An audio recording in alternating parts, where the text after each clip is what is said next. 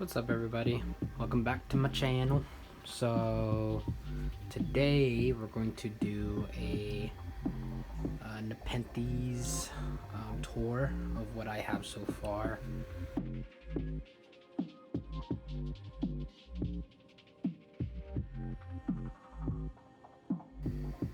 So let's go ahead and dive on into the Nepenthes. We'll start from the left.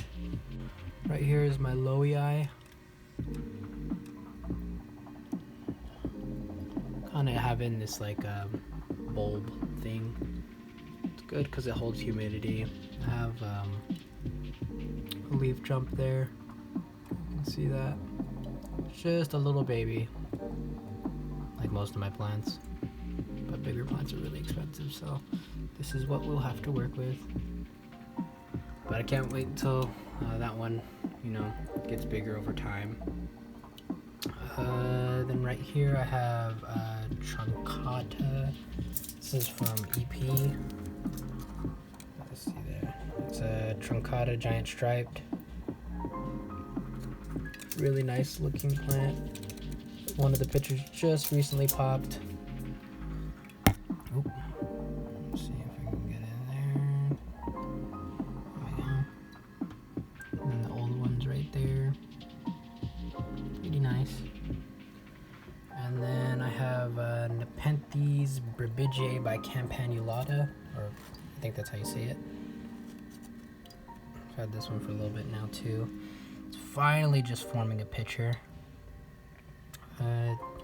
It's not too bad of a grower, but I kind of had it in like the wrong conditions at first, and then I moved it into here, so it's doing way better. Then we'll start here. That's Loei by Campanulata also. It's just forming a new baby pitcher, so that will be exciting. Did an unboxing video for that one. And then this is Loei by Burrata. And it has its first little baby pitcher. So small. It also has a leaf jump, so right here, which is nice. Then I have PDA, which is Loei cross Ventricosa. It has a really weird picture on it. I also did a video for this, doing a repot. So check that out if you guys want to know how to do it. And then we'll move to the top here. It's probably there we go. It's probably one of my bigger plants. It's also the first plant that I've had. I wouldn't say like the first Nepenthes, but I would say since I've gotten back into them, this is my oldest, probably about 3 years old. It's a Nepenthes Burrata, which is Alata cross, or Alata, I think that's how you say it. Sorry, really butchering these names, but that's cross Ventricosa. Had to repot it, and I took some cuttings from it, and gave it to friends and family. So it's just coming back. It has a couple basil shoots in there. You guys can see that. Oh. Now we'll go down here. This is my Nepenthes Paluanensis. There's a little picture on the side there. This is an EP plant. Dead picture on the side. I'm really excited for this one, just because it gets really large, but it's a baby also, so we'll have to deal with that. Then we'll go up. This is my Nepenthes Burrata by Edwardsiana. I don't know how you exactly say it perfectly, but yeah, it's also a baby. No pictures. I actually cut off the old picture because it looked kind of gross. Got this one off of Carnivoro. A great website. And then here I got this from California Carnivores. This is Raja cross Vichii cross Loei. This one will be an exciting cross. It's had some large leaf jumps here. this is because I use Osmo Co pellets. I think that's how you say it. But yeah, really exciting. This one's growing pretty fast. Had this one in my intermediate chamber tank that was on the shelf, but I just recently took it out because it's getting really big, and I put my baby Raja in there, so which we'll get to also in a little bit. Up here I have Nepenthes Sumatra, which is Microphylla. Is it Microphylla cross Loei or Loei cross Microphylla? I don't know. Keep on forgetting that one. But yeah, just a little baby picture there. Got this one. Where did I get this one? There you go. Predatory plants. And then above that one, I have this is Veitchii cross Loei cross Fusca, I believe. Yeah. That's a cool little plant. No pictures yet. This one's also from California Carnivores. Sorry, I'm getting wet over here. Little drip system. This is Sibuensis cross Humidity. You can see it has like this little baby picture here. It's super tubby, which is pretty cool. And then the bigger one is over here. Also little tubs. Pretty toothy, pretty small also. Just recently got this one not too long ago. And then we'll move down. Just received this one like 2 days ago. This is Nepenthe Sumatra. I think that's yeah. Got this one off of eBay, so hopefully it's that, not just like a Venture Coast or something. But I don't think it is. I did some research. Let's see if it focuses. It doesn't want to focus. So, there we go. It has like the little stripes on its lip. So that's all it took for me to be convinced, and I purchased it. And this one is Raja cross Reptile cross Edward Sienna. New leaf here. Nothing too crazy with this one either. No pictures yet. Sometimes you're just looking at leaves. But, you know, when you're invested in these type of plants, it's all about time, pretty much. Then we'll go back down. This is probably one of my more favorite crosses. This is Burrata cross Humidity. I just fertilized the pitcher. It just kind of died. But this is the new one that just recently popped like 2 days ago. And it's pretty toothy, which is pretty cool.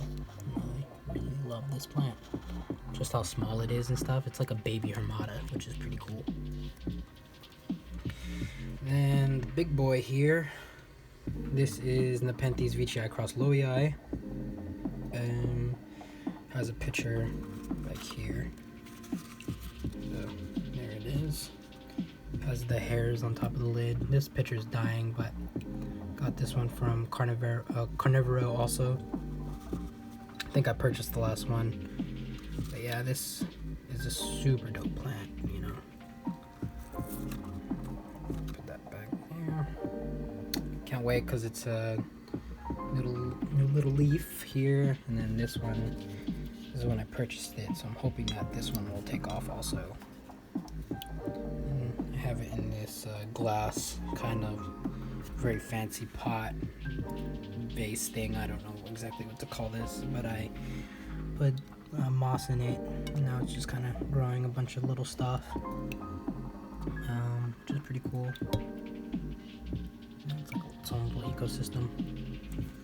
Then I did an unboxing video for this one also. This is from EP, very long name.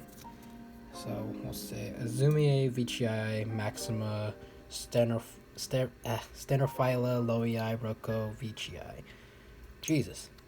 The picture is also right next to the Loei picture. Go back over here. It's a big boy. Let's see if I can pull it out. I'm not gonna be able to pull it out. But yep, it's tucked right behind there. I put it there. It's doing pretty well. It's a big boy, like I said. It's pretty cool. Got that one from Red Leaf Exotics. And then this is my Rob Cantley cross Vici, Queen of Hearts cross. I'm not even gonna try to say that last name, but you saw it. Yeah, this one of my like first popped Vici's. It's pretty cool. It had a massive leaf jump, like Jesus. Compared to this one, it's huge. And this is why it's so important to give your Nepenthes fertilizer. This is for the upcoming plants. That's why it's empty. And then this is from the big boy there. It's just a little thing. And then in these glass huts here, I have put them in here so that way they're like more stable with temperature. This one is Vici Gunning Marati cross striped Vici candy. It's a little baby, nothing too crazy. Made a little fancy, so the moss has been growing like crazy, so I've been trying to like push it down a little bit. But yeah, there's some significant leaf jumps. Pretty exciting also. Then over here, open this up. Get in there. Let's see. This is Grandifloria cross Vici Candy Dreams from Red Leaf Exotics.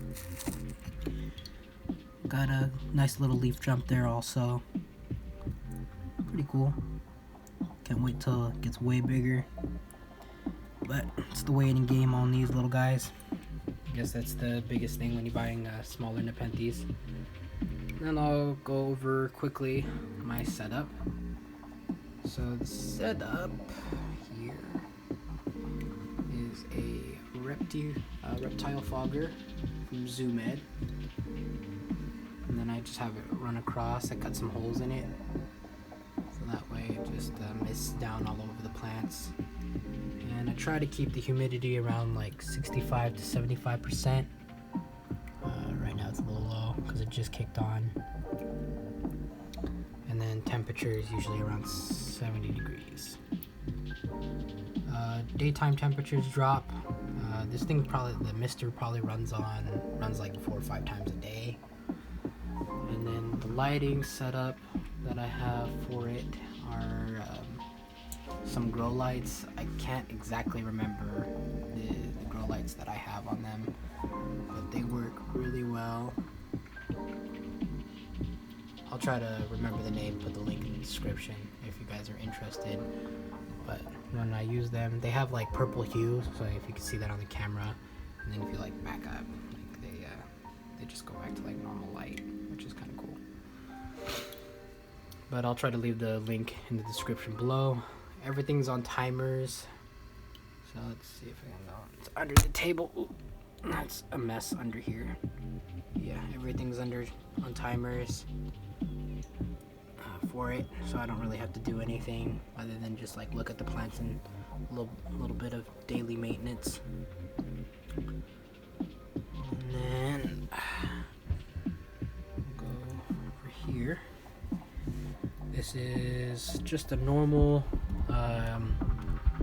air purifier, but it has like this large exiting, so I can control like the airspeed. It really helps with keeping the airflow for all the plants and everything. Now I'll come over here. It's the view of the Bay Area. Yep. Okay. Anyways, so this is my Maxima Cross Chusmariensis. I just recently fertilized it, so the picture just kind of like crumbles on itself. But then you get some massive leaf jumps here in this little jungle. Yeah, I'll probably do a video on like how to make one of these styles because it's pretty cool. You can see like the roots of the grass, and then the plant itself is still in a pot, And you don't have to really worry about the roots of the grass going into the pot because there is a protective barrier underneath the pot. So these literally just go straight down, all the way down until the perlite. And then you get this really dramatic effect for a plant or a pot style thing. And then we have my Nepenthes Burrata. I have it in this like kind of glass greenhouse. Didn't have a cover, so I just kind of used saran wrap for the meantime. Humidity, I usually have a humidity gauge in here, and it's usually around 70%. This is just natural sunlight. Pretty good. Same thing, it just has see if I can see that. There's perlite on the bottom, and then there's a barrier for all the water to drainage, so it's not just sitting in water. That picture just recently popped. That's an older picture. Got this one also off of Carnivoro. Then this one is Maxima cross Lowii cross Microphylla. I just saw the big variant of this plant at California Carnivores, which is really cool. And the moss that I use is from like one of my local forest. Well, yeah, technically a forest. But this one has some really cool pictures. It actually looks really different. I thought they would look the same because technically Chusmadiensis is Lowii cross Microphylla. If I'm wrong, go ahead and tear me apart in the comments. But this one has I can't remember the name of this plant either, but I found it at Home Depot. They're pretty much at every Home Depot, and they're great. You know, they don't grow really fast, and it, you know, gives the plant shade from the sun when it's like just beating down, so the plant really likes that. I did fertilize this one also, so we got a leaf jump here. It's not too big, not as dramatic as the other one, but still pretty cool. Then we will go down. So we'll check out some of my reptiles. Sorry for the dirty tank. I usually spot clean today, but I have to make the video before my son wakes up. So that is my, is that male or female? That is my male chameleon, veiled chameleon. I got them when they're babies, so I have to upgrade the tank. And there's my female. Just checking this out here. I like to build mostly naturalistic tanks for them. Just have an LED grow light and a heating bulb on top there. Same plants that I use for from Home Depot. And then this is just some spare wood that I had. And this is Nepenthes Ventricosa, which is loving it in there. And don't worry, they're not poisonous to chameleons. They just eat the gnats and fruit flies that are in there. And then once they get bigger, which won't happen for a while, but you know, these massive leaf jumps I don't know anymore, so yeah. And then this is just some cork bark kind of thing, like comes in like a giant slab. I just broke it into pieces. Just gonna lay it on top here. And then it's bioactive, so I do have roly-polies and what is it? Not roly-polies, isopods. And I forget the name. Oh, springtails. There we go. Sorry, cat's just doing here. Alright, sorry. But yeah, that's the setup for this. They seem to love it. Might as well show you guys. And then people are probably gonna tear me apart because it's not a mesh cage. It's a bigger cage. It's about a 20-25 gallon high. I think that's what it was. I do have to buy them a new tank. People say don't house them together, but I've never had any problems. They don't fight, or at least not yet. But once they do, then I'll separate them. But it's pretty cool seeing them. I hold them a lot. Pretty docile. I let them climb over the Nepenthes sometimes. And then I have a hose here. That little hose. That's an airflow hose that runs straight to the air filter, or yeah, the air purifier. So they have constant airflow in this tank. There's no respiratory issues here. Pretty cool. Just checking us out. Yo, bro, why are you watching me? She's just looking at the tank, the other tank. It's so nice in there. Alright, so let's go ahead and move over. Alright, so this is my lowland chamber. It's not too big. It's a Exoterra tank. Damn, this video is gonna be really long. But let's go ahead and open it.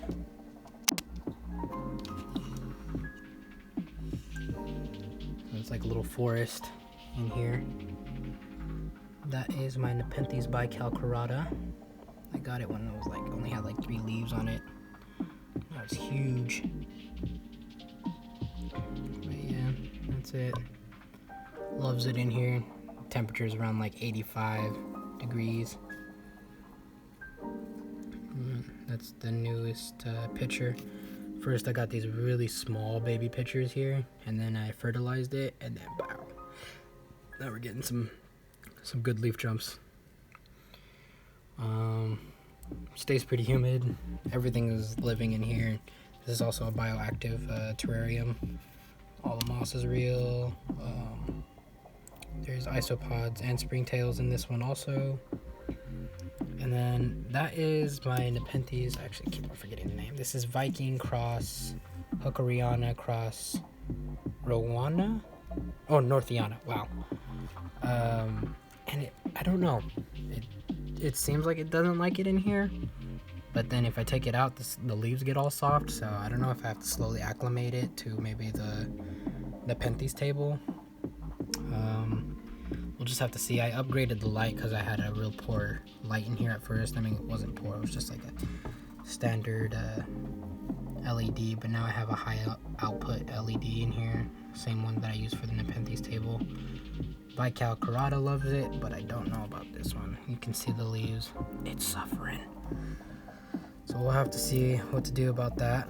I actually do have frogs in here. They're green tree frogs. If you can find them, but they're usually hiding in this bush here. Get pretty loud sometimes, and they eat the crickets. I used to have like a little setup where you put the bowl here and they just eat out of it, but they decided they don't want to do that anymore. So now I have to just like put them in there. But it's fine. Just let a little bit of crickets go, and they feel like they're in the jungle. But yeah, the temperature's pretty much set. I have the light itself doesn't really put any heat out because it's an LED. So what I do for heat is a heat pad on the side here, another heat pad right there, and then there's a heat pad underneath, and that keeps it consistently at 85 degrees. This is all on timers also, and temperature gauges or probes. It's actually underneath the soil, so it keeps track of everything. And then if it gets too hot, the light actually turns off, just in case. But yeah, I used to have a thermostat there, but it stopped working, which kind of sucks, so I have to replace the battery. And then the heat pad on the back kept on falling off, so I had to put some duct tape. It looks kind of ugly, but you know, from a distance it doesn't look too bad, especially with all the greenery. This is also the same plant that I use from Home Depot that I have everywhere else in my tanks.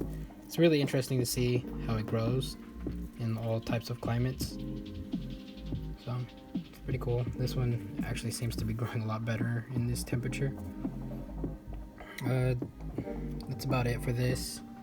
I don't really have a nighttime drop for this other than for the frogs. I'd say that if it has a nighttime drop, it goes around like 70 degrees. The frogs don't mind it. They've never had any problems. They're not showing any fatigue or signs of dying or anything like that. I acclimated them over time to put them in this tank because I had the bical and the Viking in here beforehand, and then I added the frogs, and then it took like a couple days to get them acclimated, but now they love it in here. I got them when they were like that big. Now they're like that big, kind of big, but the fact that they're that big and you still can't see them. No, they're not in that bush. They're over here. Oh, actually, I can see one.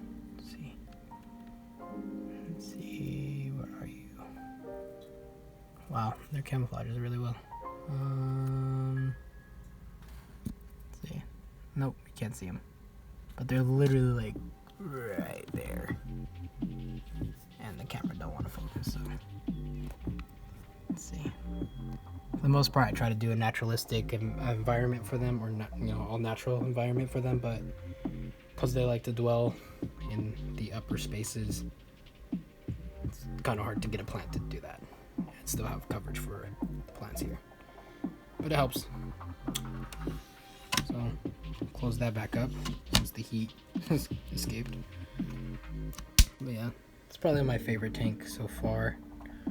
And then we have my crested geckos tank. Now this one doesn't have any carnivorous plants in here whatsoever. I'm actually gonna do a build update on this because it needs it. Just been kind of lazy, and with the quarantine it's kind of hard to get all the supplies that I need to do so. Because I want this on like a mist system, and I'll put a couple Nepenthes. My gecko, she is right there.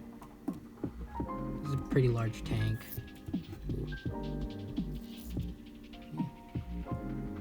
Something yelling at me.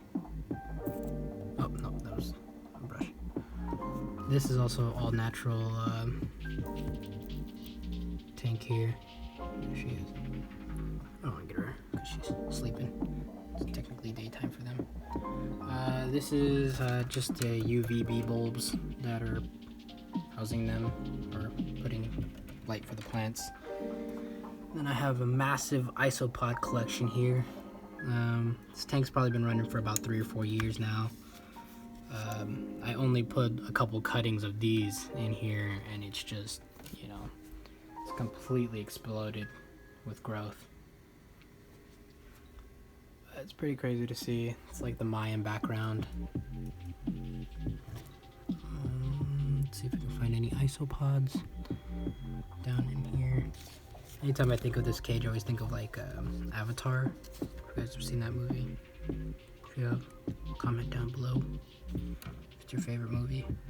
Oh wait, maybe there's one right there, way in the corner. But yeah, they're actually like, if I were to move any of this soil, there would just be like a bunch of them that would just move. And my gecko, her name is Sonic. She keeps the population pretty in control. So most of the time I do give her like crested gecko diet, but she doesn't always eat it because she's so full from isopods. So it's pretty funny to see that.